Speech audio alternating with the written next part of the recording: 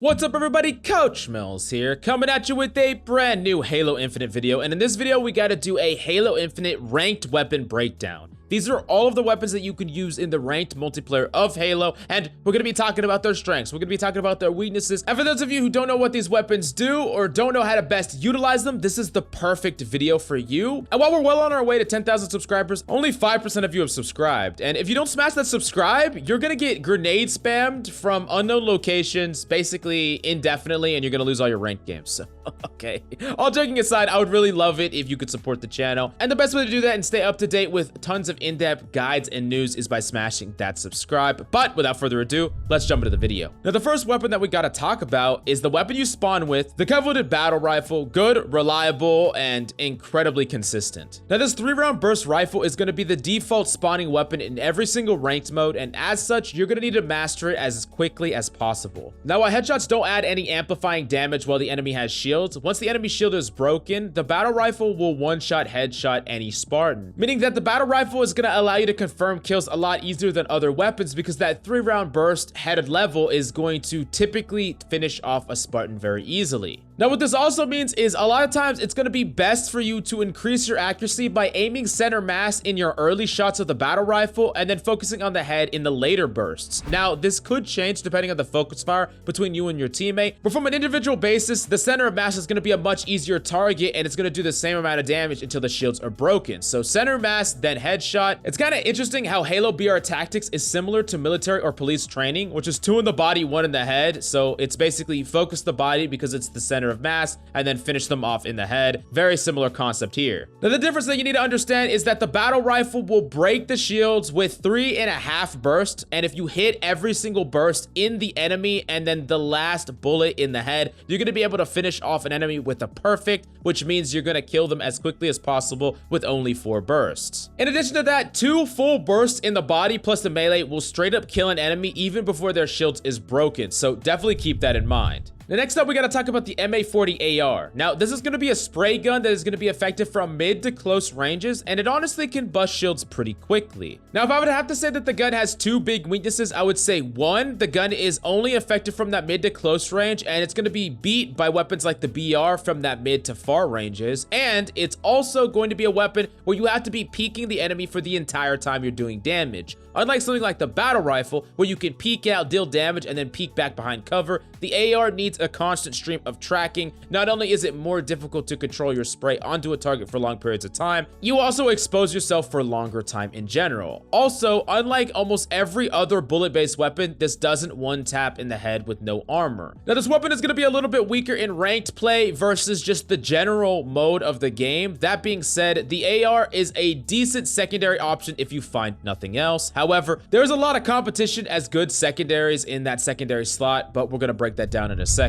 Next up, we gotta talk about the Pulse Carbine. Now, what you gotta think about this is like a battle rifle for the Covenant where it uses 3-round bursts with tracking, slight tracking with the Covenant bullets. Now, this can actually destroy shields completely with 1 burst, and it can also kill someone with the 2nd burst. So really, it has a very fast time to kill with only 2 bursts. However, the bullets themselves travel very slow. This means that if enemies are strafing or moving or jumping, it's going to be pretty hard to hit every single one of these. This also makes the weapon very ineffective from longer ranges as opposed to something like the battle rifle, so unless you're barrel stuffing an enemy with this, it's not very realistic to use in a ranked setting. Now, the next weapon that we gotta talk about is the VK78 Commando. Now, this actually requires quite a bit of shots to the body to kill at 13, and it's gonna take 6 bullets to destroy an enemy's shield, but the 7th bullet in the head will one-shot, and every single headshot will one-shot on an enemy that has no shields. Now, it's a decent shield breaker with you, and you could definitely use it as a complement to the battle rifle, but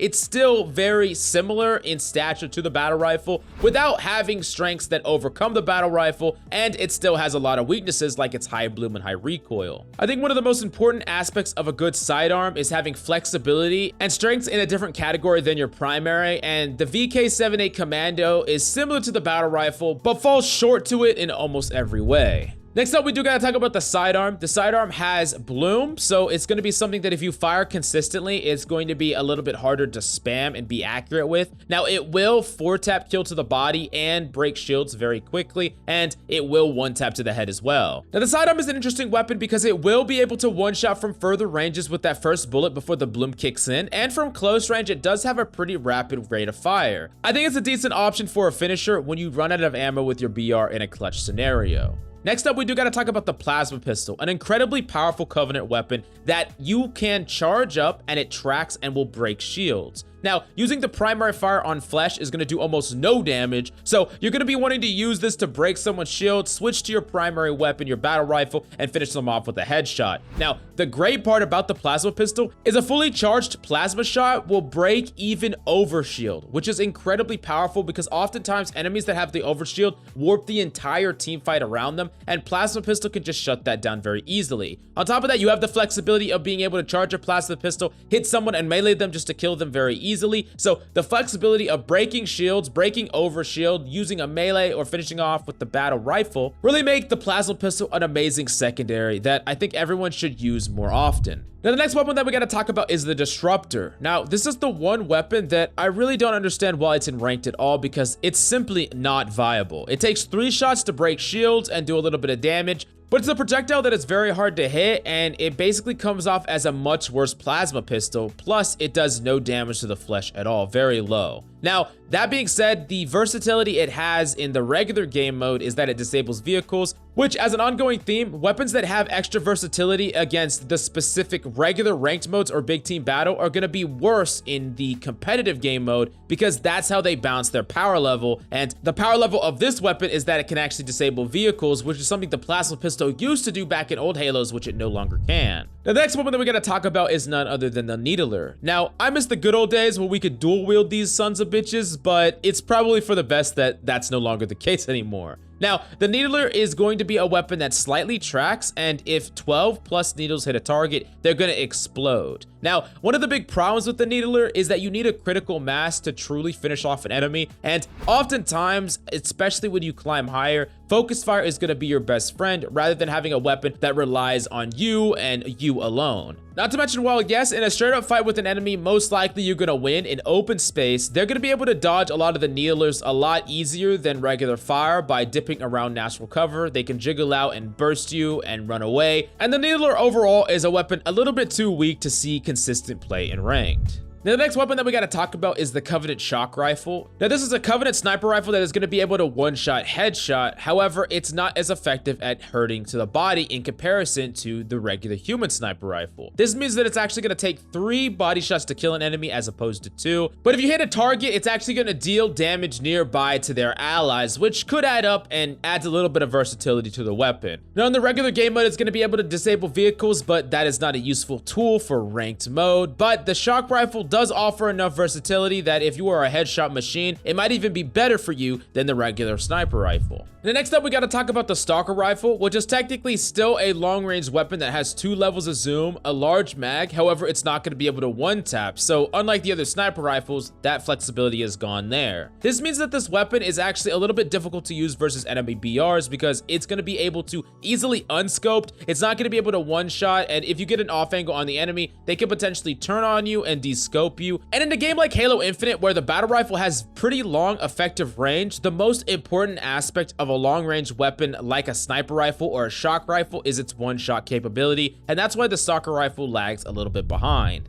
Next up, we gotta talk about the HEATWAVE. Now, the HEATWAVE is gonna have 2 primary modes, horizontal and vertical, and these bullets are gonna ricochet off the walls. Now, this can technically shred shields and be a pseudo shotgun, depending on how many pellets you hit. It's most effective if you're in tight corridors where you can ricochet off the walls and get multiple hits on enemies. That being said, this weapon does lag a little bit behind because it's a little too easy to miss in open space, and the horizontal fire almost always misses like 90% of the shots on the enemy. Now, next up, we gotta talk about the Sentinel Beam, which is a mid to close range weapon that is going to be able to travel through targets. So technically you could double up, hit someone and hit someone behind them, and this thing freaking shreds. It shreds shields, it shreds freaking health, and if you're on a target for more than a couple of seconds, you will absolutely roll them. Now, that being said, I think that this weapon works best if you have something like the thrusters, so you could potentially chase an enemy or beam someone and run away. Very powerful weapon, but the recoil can be a little bit difficult for some to get used to. It's just a straight up very high recoil, so if you pull down ample amounts, you're going to be able to control it really easily, and I think that this weapon is actually silently very good in ranked. Now, the next weapon that we got to talk about is the Mauler. Now, this isn't a tier list. We're going to be doing one of those later and periodically as things get buffed and nerfed, but if I had to put Mauler in a tier,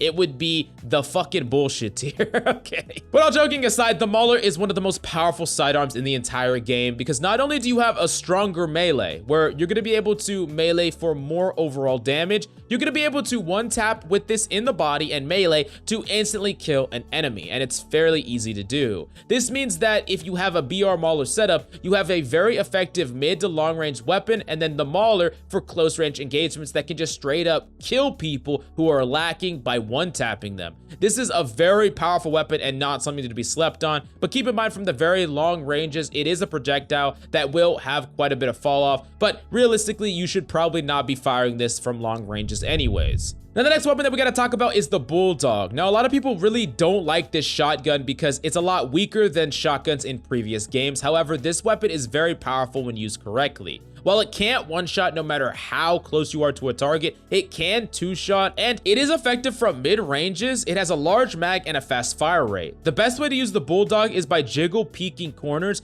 getting a shot off, and then jiggle back behind cover before enemies can return fire on you. Unlike other weapons that need constant line of sight, the Bulldog can do damage in bursts, meaning that if enemy want to chase you, you can easily kite away from them by slicing the pie of the corner backwards while hitting shots on the enemy or jiggling out and finishing them off. This is amplified even more if you add something like a thruster to your kit. Being able to get a shot off and dash away means that enemies are going to have a much harder time tracking you. You could even shoot them once in open space, dash into a different direction in open space, and enemies, while they're scrambling to try to track you, you're going to be able to get that second shot off and finish them off. I think the Bulldog is a very good secondary, and don't forget, if you hit once in the body and melee, it kills very similarly to the Mauler does. Next up, we do got to talk about the sniper rifle. Now, we did mention the Covenant sniper rifle, but the big benefit to the human sniper rifle is that it's going to break shields once with one shot in the body, meaning that the weapon is far better at close range in comparison to that Covenant weapon. It's also going to be able to one-shot headshot, but the most important thing on the sniper rifle is ammo management. Making sure that you have proper amounts of ammo, and when you kill an enemy and pick up the sniper rifle, take a note of how much ammo they have left. Now, there is going to be slight bloom per shot. If you spam the sniper rifle, your third or fourth shot is going to be a little inaccurate, so keep that in mind, but you can definitely still use the sniper rifle to aim from the hip, and if you get an off angle on the enemy, being able to one-tap them before they descope you is one of the best things that you can do to hard carry games, especially capture the flag and things like that, where just killing a couple enemies in an important team fight is enough to secure at least a single point. Now, next up, we do got to talk about the energy sword. Now, the energy sword is very freaking strong in this game and definitely viable in ranked play and pro play alike. It has a very fast time to kill, of course, because it's instant, and the lunge makes it really travel very far, where you can jump up and still latch onto someone and hit them on the high ground. You can kill multiple enemies before they can kill you back, and it's very, very good against people who panic and throw grenades. Now, one of the big weaknesses to the energy sword, of course, is that it has close effective range, and enemies are often going to completely avoid you if they know you have an energy sword in a close cubby. This is why the weapon is going to play a lot better if you have an objective to defend, because you can bait enemies in and they have to come engage you. But one thing that you should be doing on the energy sword is typically setting up some baits for the enemy, where one ally sprays the enemy and runs away, forces enemies to engage, and you're waiting in the wings to punish enemies that are chasing down your ally. Now, the last weapon we got to talk about is probably one of the most important in ranked, and it's the Spanker. This is a weapon that you're going to want to consistently contest because it has the capability of completely shifting the momentum of games and winning team fights over and over again. The Spanker is an easy one-shot kill, and not only can it kill one person, but can kill multiple people with a single shot. Now, the only weakness to the Spanker is that it has only 2 bullets. However, if you utilize them well and you make sure that you're not too terribly close to an enemy when you use it, you're going to be able to get multiple Spanker shots off before you die. Now, it's also very important to try to utilize both bullets of the Spanker before enemies get their hands on it. It's very bad to get one shot off, die, give the enemy a Spanker. So while ammo conservation is important, it's better to waste a shot than give a shot to the enemy. So definitely keep that in mind. Now, as a last tip with the Spanker, the thruster can be used to great effect with it by using it to thrust backwards, because enemies will often try to close the gap so that you'll suicide with the spanker, trading 1 for 1. But if you can thrust backwards as they approach you, you can kill them and basically get out scot-free, which is definitely very powerful. Now, like I said before, this is not a tier list because a tier list is going to be periodically as changes happen to different seasons, but we're going to be doing one of those soon. So definitely keep an eye out for that one and smash that like and subscribe if you don't want to miss out. Let me know which weapon is your favorite and which weapon do you think is actually incredibly underrated. I want to know your opinion about all that and why down below. Thank you so much for coming by. Hope you enjoyed the video. I love yo faces, and I'll see you next time.